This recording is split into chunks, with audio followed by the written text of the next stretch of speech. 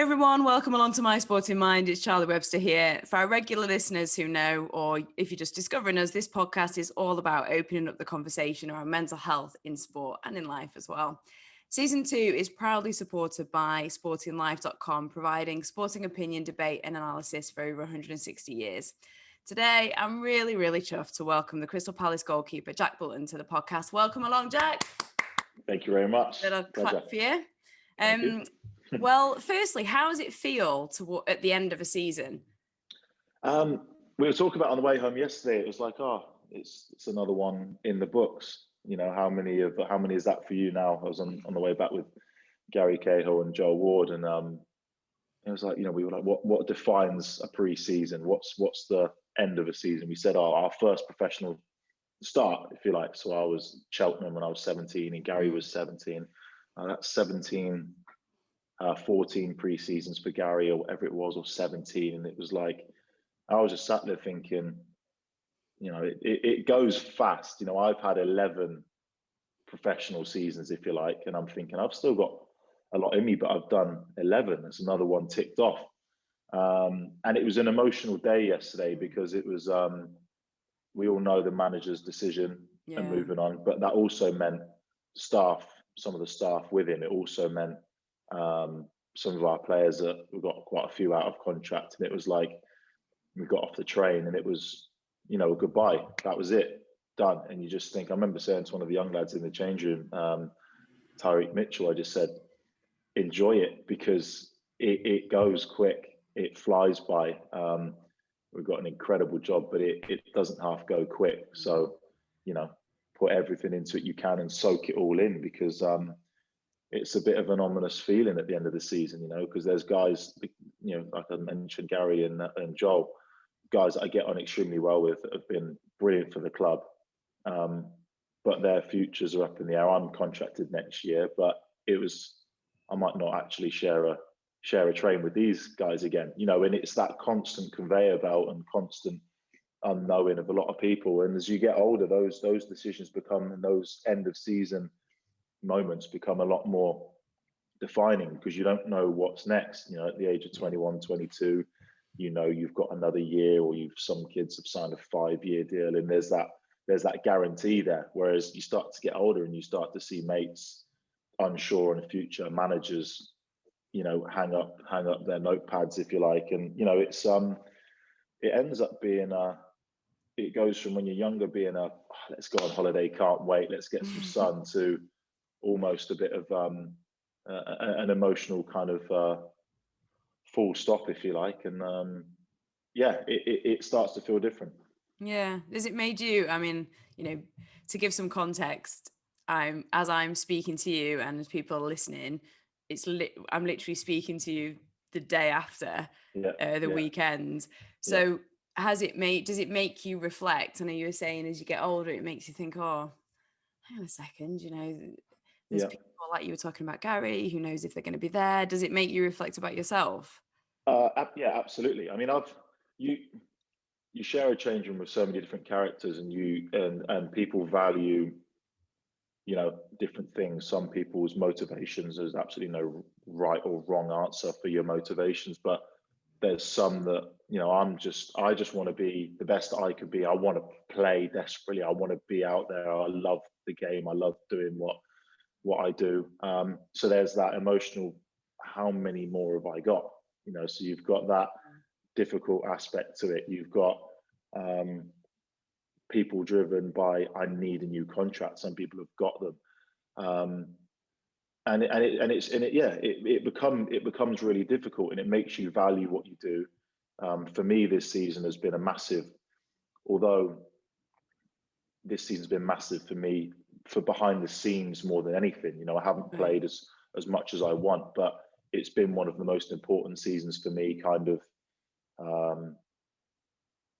just finding what I can do and finding the form and finding for the want of a rubbish word, my mojo again, if you like. And that's been kind of done. So I'll look back at this season as being an extremely important one for me, despite not featuring as much. But you start to, I just want to start pre-season. So you just start to value things more. I think as you get older as well, you think, how many more have I got left? And it's a short career, unfortunately, but you've got to make the most of it. And you certainly start to value your relationships more. You start to value the managers that you've had more, and the good ones, and the good relationships with players, and the good teams. And it starts to make you think about what you are offering, what are you bringing to the table, how much more can you do on and off the pitch. And I look at it from that way. I do a lot of thinking over it like that. Some others not so much, but I think that's all our different characters. You start to value it more. And like I said, after getting off the train last night, it was between me, Gary, and Joel. I don't think we wanted it to be a see you later. So we ended up, going around Joel's for a few drinks to say, like, we didn't want it to be a just get off the train and see you later. It was actually, do you know what? We've got some good relationships here, and let's go and have a chat, and let's have a few drinks and kind of reminisce and treasure those relationships and those moments, because as I touched on earlier, it goes all too quick. It's, you know what, in football, we don't tend to talk a lot about relationships. I think when we, me as a journalist, I spent years in football, and I don't think it's something that's really talked enough about in terms of relationships behind the scenes, and the constant conveyor belt and the moving, but the relationships that are formed, and then suddenly you have to go and make a new relationship. I wanted to just ask you, because I was going to talk to you and ask you how you've been coping this season, especially with being on the bench more often than not. But it was really interesting that you said actually the work's been done almost behind closed doors, and how much that's helped you. How do you reframe that mindset where you're not, because you said, desperate even for pre-season, and you haven't even had your off season yet as I'm talking to you. So how do you mentally cope with that? How did you reframe to go, I need to find my mojo and I'm going to use this? Do you know what? It was the last 18 months at Stoke was probably the most difficult and toughest of my career. And I think that will remain that way. I believe that, because that was the first time. In the past, I'd had injuries, one that kept me out for a long time at a really pivotal moment in my career, if you like. I came back from that and that whole injury process, I'd never changed as a person. The drive, the goals, the confidence, the belief was just, I'm getting back and I'm coming back at it. Whereas, was that when you fractured your ankle? Yeah. When I broke my ankle against, which was against Germany. 16, right? 16. Yeah. And coming back from that was like, it had its setbacks, but got back from that. But the last 18 months at Stoke really was the hardest of my career, because I had completely lost all confidence. I still had buckets amount of belief and knew what I could do, but my confidence in and I was in a bad place. I wasn't in a depression. But I was struggling for form and confidence in myself so much that it was at a time when, as a club, we were struggling as well. We'd gone through relegation, attempt to get back up. We didn't do well. Multiple manager changes, multiple in and outs of signings, and a real struggle as a club to find a formula. And it was at that time I was having my most difficult period. So for me, it put it was a difficult end to that career and my time at Stoke. And during that period, there was a real search for that form. And I think what I've always done to myself is I've never, and I still don't see it as a bad trait, I've always put an incredible amounts of pressure on myself to be at the top, to be a leader, to be all of those things. And in the end, during that time, it kind of backfired. It backfired because it's difficult to do those things with a confidence and with a determination when you're not playing well and you're struggling to find that.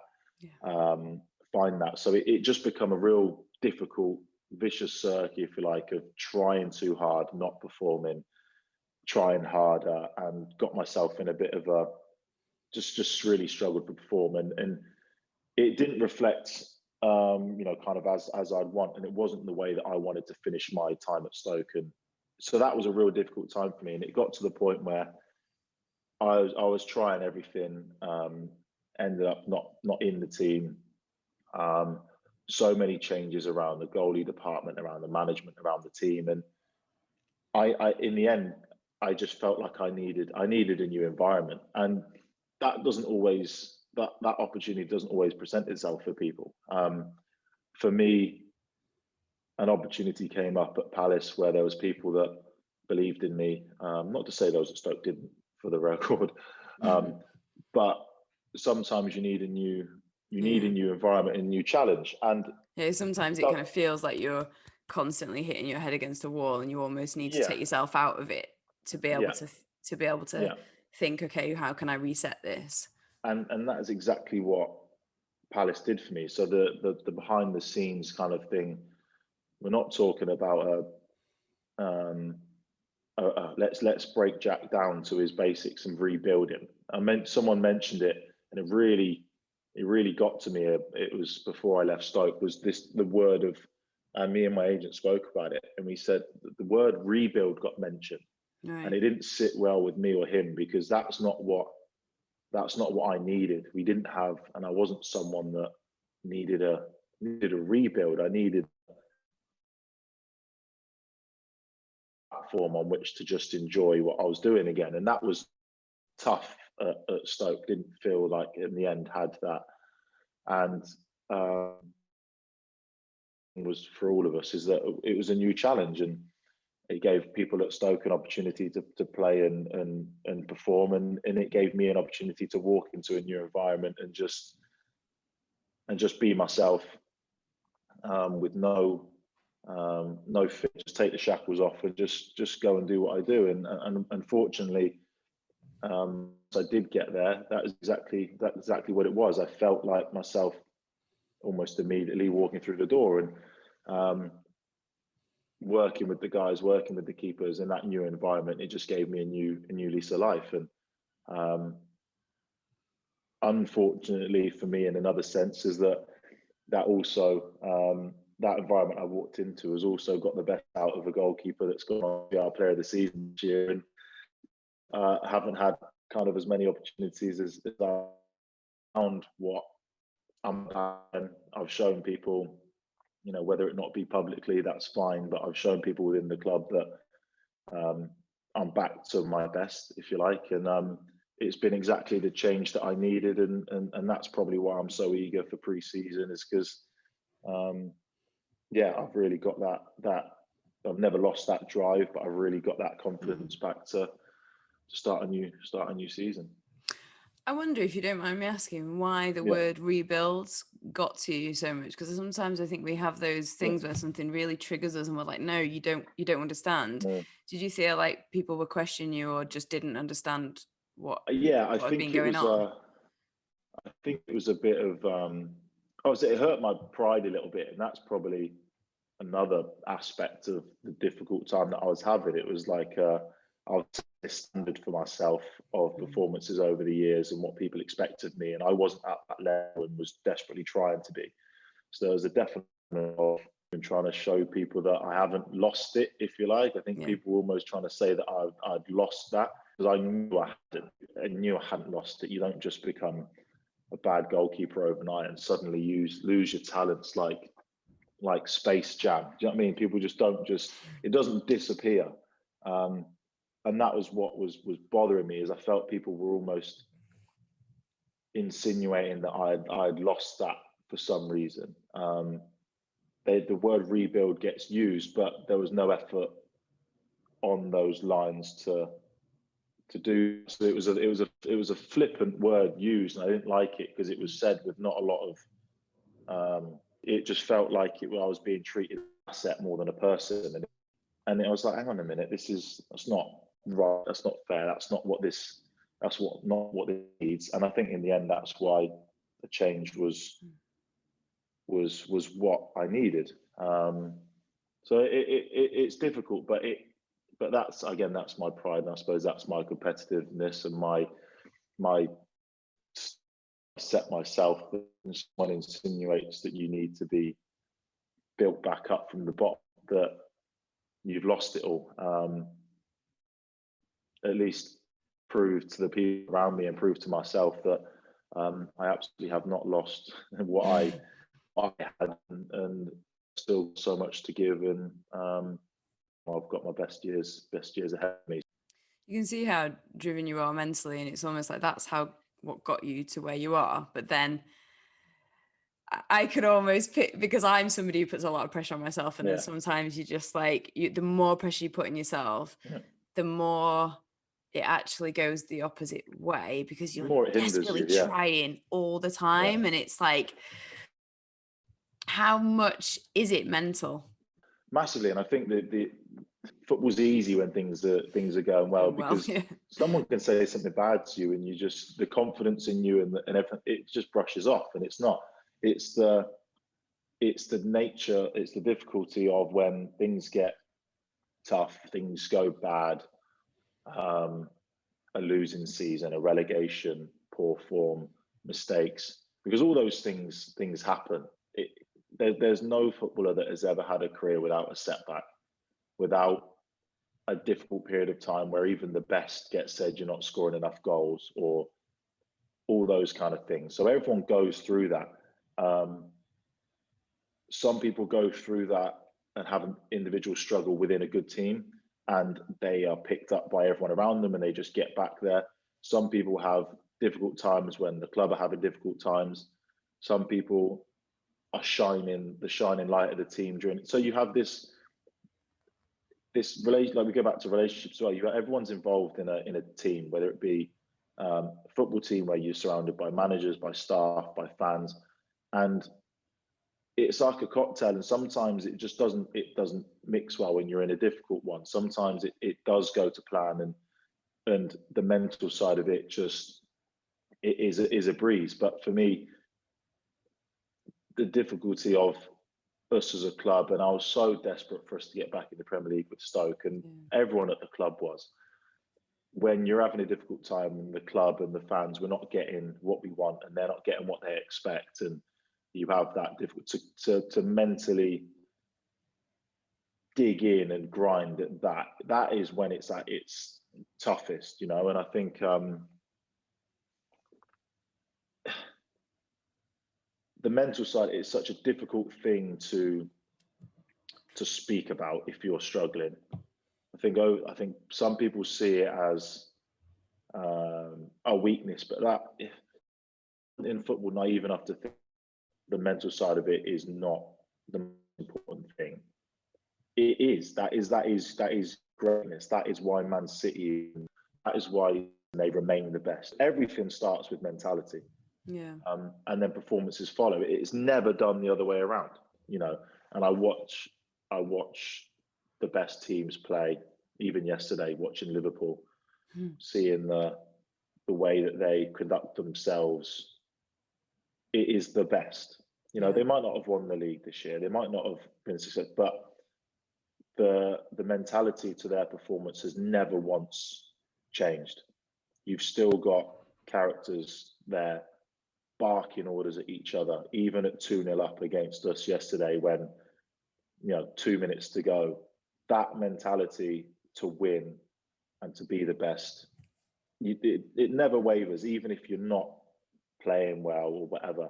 And that's what you want to be a part of. And that's when the mentality side of things are easy, when you've got a group of players and a manager that drives it.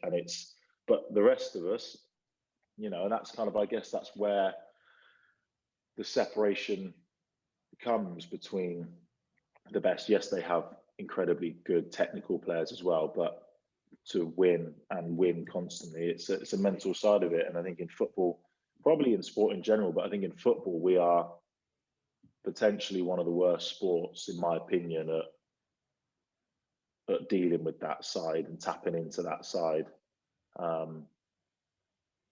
For sure, I think. Isn't it weird though, right? Because that's the thing that makes you the best. that can make you the most successful. Because I can imagine as a player, if you've got, take goalkeepers, what is the difference? Because you've all got to the best level, which means your skill set is incredible. So what is the fine margin? Ultimately, probably your mental attitude, your confidence, how you deal with outside distraction, all mentally. And that's the thing that you talked about Liverpool. Yet it's seen still as a weakness, yet it's the most, it's the thing that could be the difference between, I don't know, it's just so strange. Why do you think that still is? If you look at, like, I don't know, any athlete as well, any athlete, it's like the difference is how they view themselves and their mental strength and their confidence. I think as a sport, we are, whether we are I think we probably are the biggest sport in the world, whether there's, you can't argue that, someone might argue another way with certain sports, but globally, financially, social media presence, media in general, it is an absolute machine on this planet, and it is. And I think certainly as culture has changed, as football has changed, as we've gone through the decades, I think now the game is now so under a magnifying glass at every level. The social media pressure that people are under and that scrutiny, you can't go anywhere now in football without seeing a message or an opinion about yourself, about a performance, about a team's performance, about who's coming in to replace who's doing this. So I think the game itself is open to so much scrutiny, to so much opinion, that the mental side of it has become an even bigger aspect, because it's difficult in any line. You see the not B-listers, but you see the guys on the reality TV shows now. These people, everyone is open to so much media scrutiny these days and so much opinion that it's impossible to get away from. And it's not dealt with very well. It's difficult, even after a good game. Like, if you're on social media, it's changed the face of football. It's changed how people, straight after games, people are going on their phones, and opinions matter to people. And there was a time where it just didn't. For me, coming up through the academy, it just didn't matter. And I think now we put so much emphasis on it. We allow so many people into the training ground for behind the scenes filming, and I think so much has become such a product now of football that we've just got away from people enjoying, just from people, from relationships, from just enjoying and being great at what you do without worrying about what other people think about it. And it's and I think we've not, probably as a whole, not dealt with that change as good as in football, as good as perhaps other sports have done it. And it's just become a bit of a machine that it's become more about other things than just football, and the relationships within football, and the experience, and the fans. Everything is now taken, front and center. VAR's a bigger talking point than people's performances nowadays, or that's what football's kind of become. And it's such a better sport than just to be a product. And it does such great things to just be a talking point and have everything scrutinized like that. But I guess that is the nature of the world now, and of sport in general. It's